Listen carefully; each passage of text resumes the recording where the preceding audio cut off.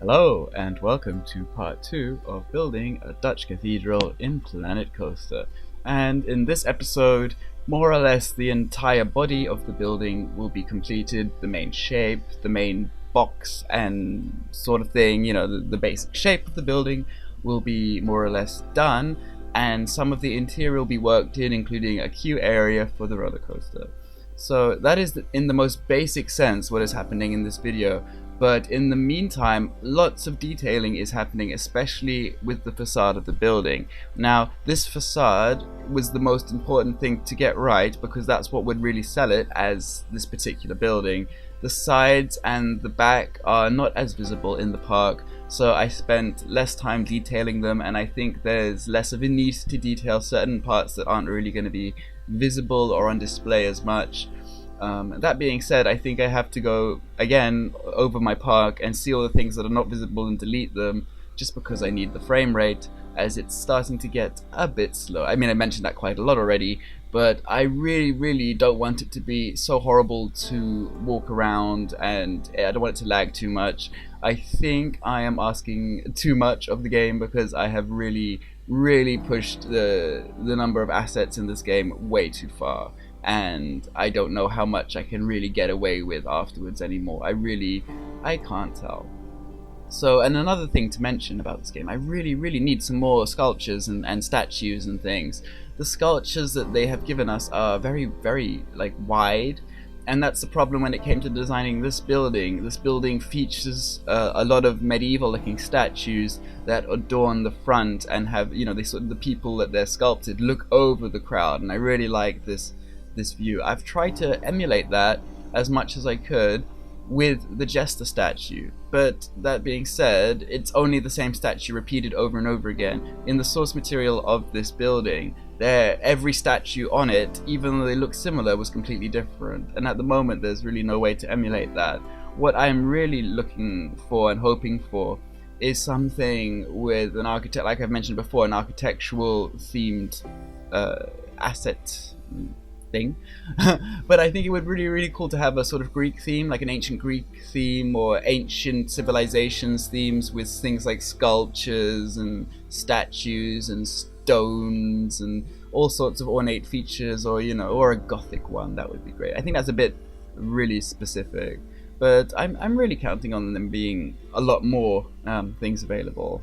But at the moment, I really think they probably are going to get through all of the standard things. Like at the moment they don't even have a sort of Jurassic theme, and I think those kind of things will come long before things like architectural themes or Gothic themes. I mean, it's not really an architecture game, it's all about theme parks. And if you look in most theme parks around the world, they tend to not really be based on realism. I mean, they look great, but they're not so hyper-realistic. They're usually much more focused on cartoon dimensions, cartoonized angles and these kind of things. That's way more apparent within those theme parks that it's much harder to sort of accomplish in this game. Not that being said, it is very much accomplishable. I don't even know if that's a word, accomplishable. I'm gonna say it is. And I'm not sure if that is actually, I mean, it's accomplishable within the set pieces they give you. If you've noticed, a lot of the fantasy roofs are really cartoonized, and that's really because they fit in with the theme of the theme park. I mean, this game has its very distinct style. It's in between realism and cartoonization. Like, the actual characters and the actual textures are very cartoonized, but at the end of the day, it doesn't look too cartoony and everything. It's quite realistic in many other aspects. I think it's more to do with the texture quality than anything. But it's sort of in between real and cartoon. So that's the sort of effect I try to go for in this game. If I've noticed I've made stuff too realistic, it can sort of look a bit out of place. With Planet Coaster, I have to sort of simplify things, because too much in this game can also look not so great. You can get visually bored of having too many things to look at. It's about finding just the right balance. But that being said, I really think they chose a really good style for this game, because it really suits it and it doesn't try to be too realistic. And I think when games try to be too realistic, it can sort of hurt the way they look sometimes. I'm not complaining about any other games, but there are definitely styles that, I mean, I would prefer City Skylines to have a style more like this. because to me this style really is very similar to something like SimCity 3000, or it has this nice cartooniness, realismness. And I think things like City Skylines, they have nice art direction, but the colors and the textures and something, because they're trying to emulate realism a bit more, they tend to lose the mark and tend to look a bit worse. I don't know if I'm explaining it. I'm not saying that City Skylines looks bad. I'm just saying the visual style hasn't really helped it as much as Planet Coaster's visual style.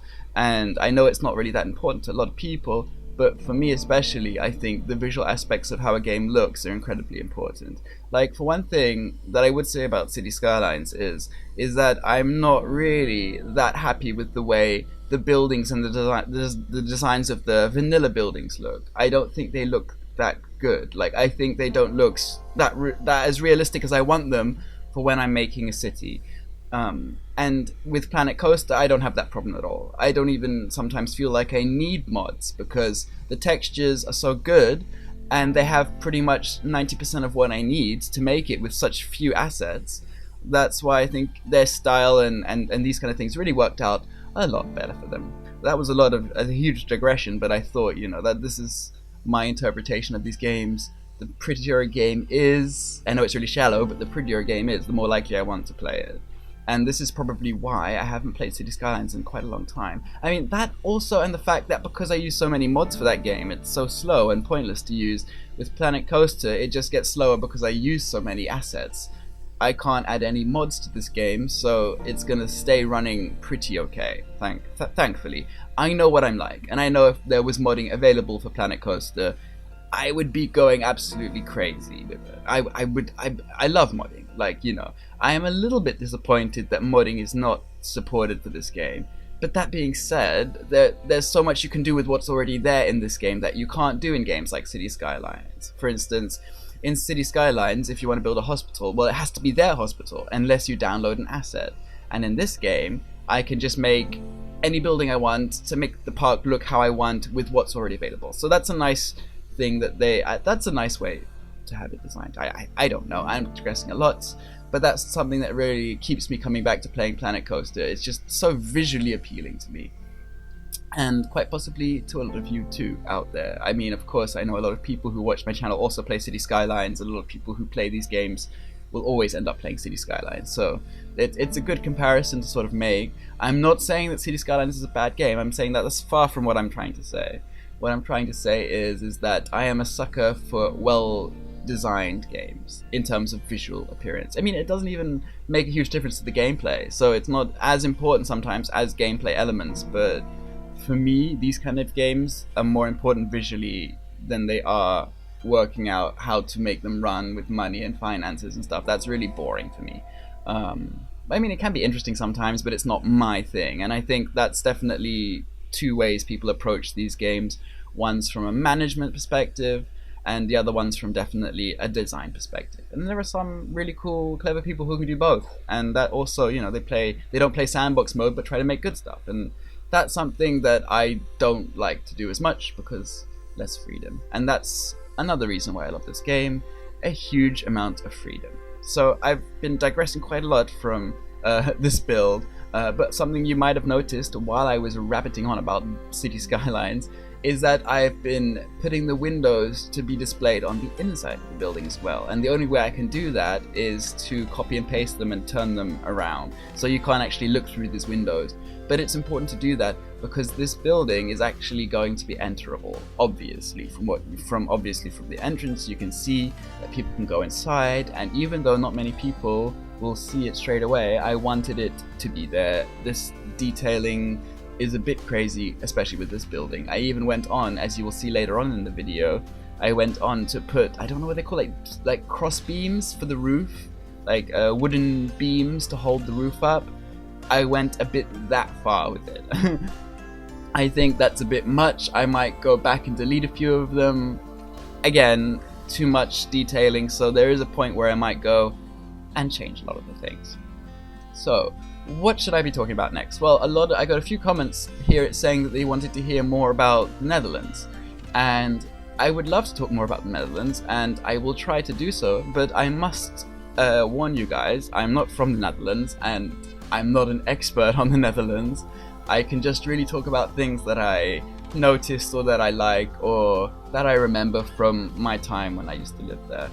But my main attraction to the Netherlands would have to be the architecture. I mean, it's a lot of the ways that in the Netherlands has designed their cities with their road layouts, also with bike infrastructure and these kind of things, has been incredibly inspiring for me to build on video games like City Skylines. And that's exactly how I've learned to lay out a lot of my roads. It comes from a mixture of how the Dutch road designs are done, and also a little bit of trial and error of playing SimCity 4 and trying to work and using a lot of three-way intersections. So it's a mixture of those two. But the way row houses and things have been laid out, I have learned over the years from playing City Skylines. So by the time I started making Neder Land Park here, I definitely have a much greater understanding of how to lay these things out. And the Netherlands it's laid out in quite a unique way.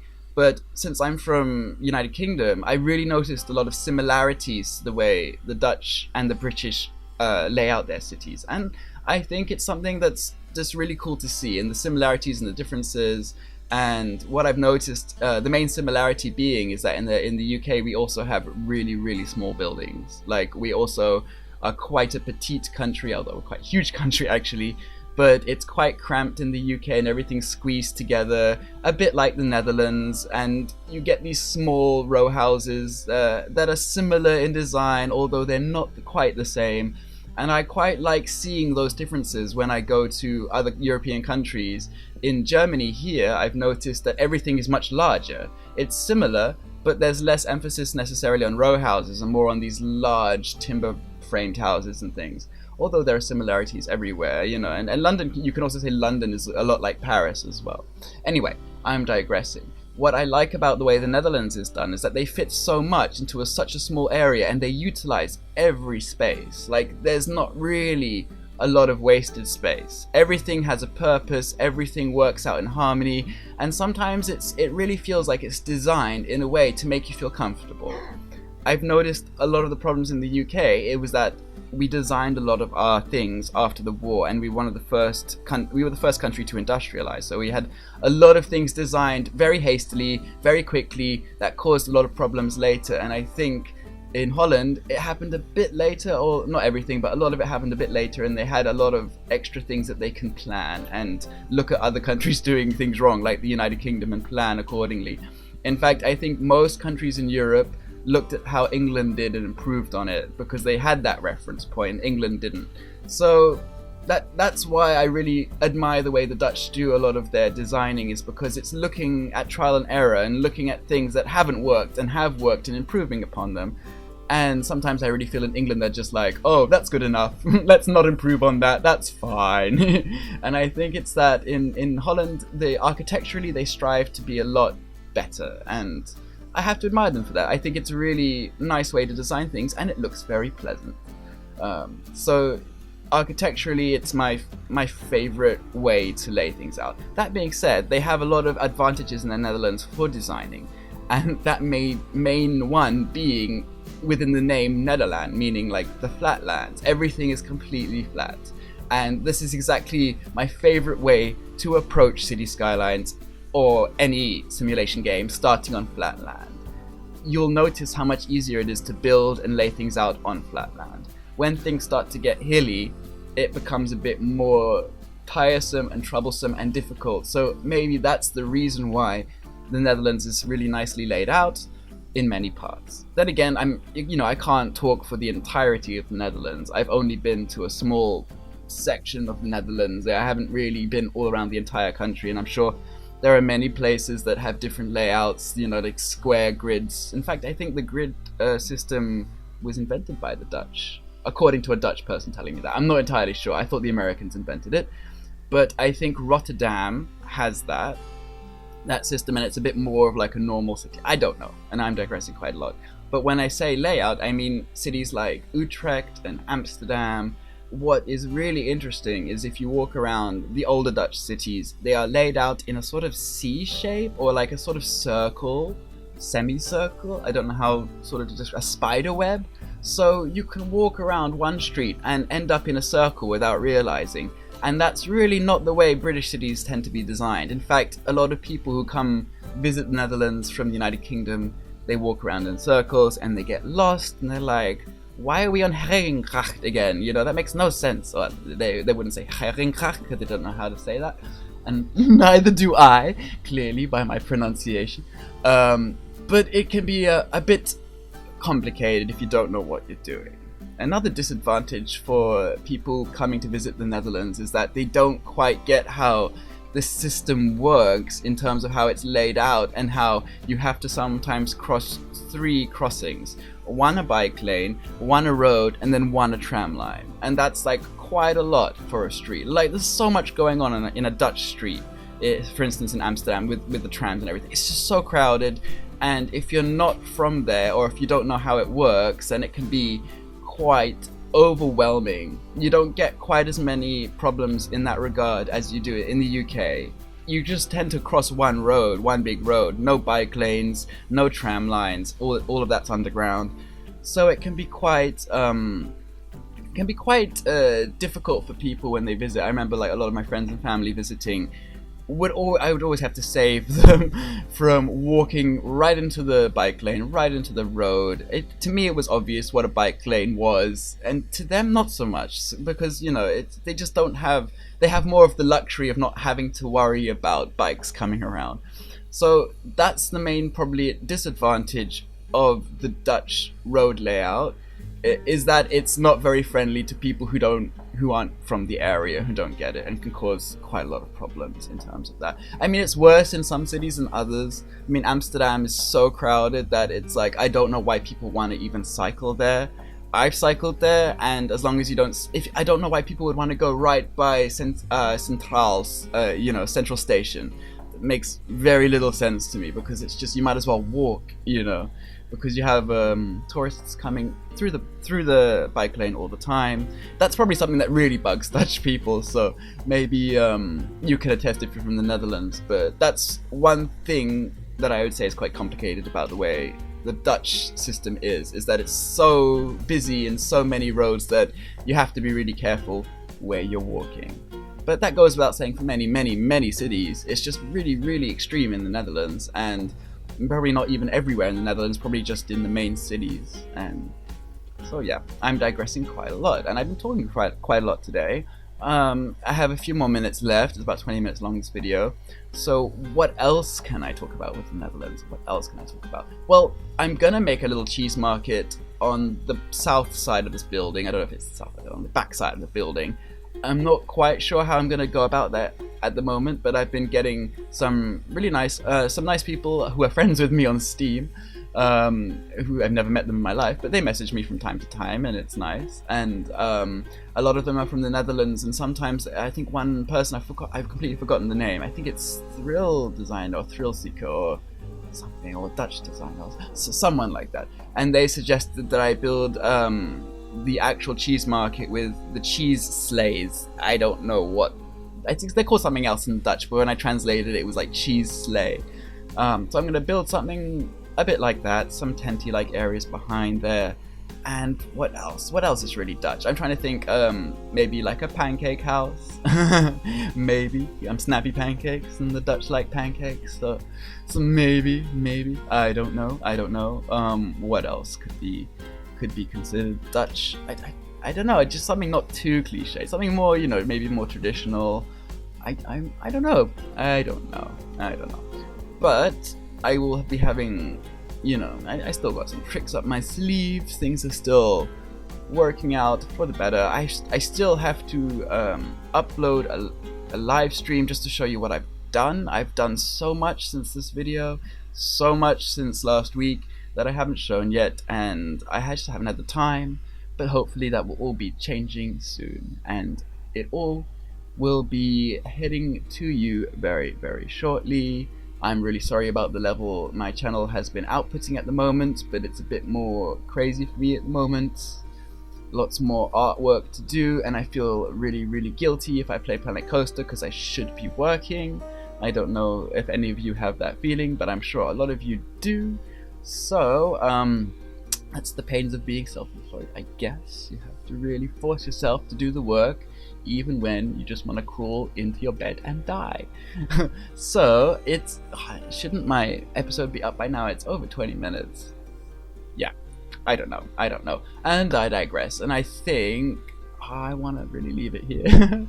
I'm not going to start talking about something for a minute before it's like, like that happened last time. I was like, oh, let me tell you a new story, blah blah blah, and then it cuts off, and then I'm like, and then I've forgotten what I was talking about, and then I can't say it in the next video because I don't record these one after another because I just can't do that. I just would talk about the same things over and over again.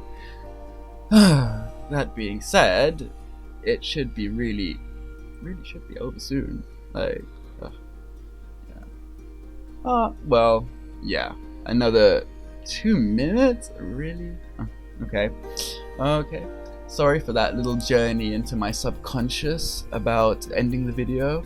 But yeah, just at the end of this video, just adding some more finales to this building to give it more of this Gothic feel. I don't know what this would be called, but it's sort of like a fake porch. I don't know, it's like something you see a lot in graveyards or things like that. So just wanted to add a bit more. I mean, this is a variant on the design. This doesn't exist in the Gouda Town Hall. There we are. So if you like what you see, subscribe if you haven't already, and if you want to click in one of these boxes to see some more stuff, just do that. And I will see you in part 3 and my next live stream, which will come soon. Bye for now.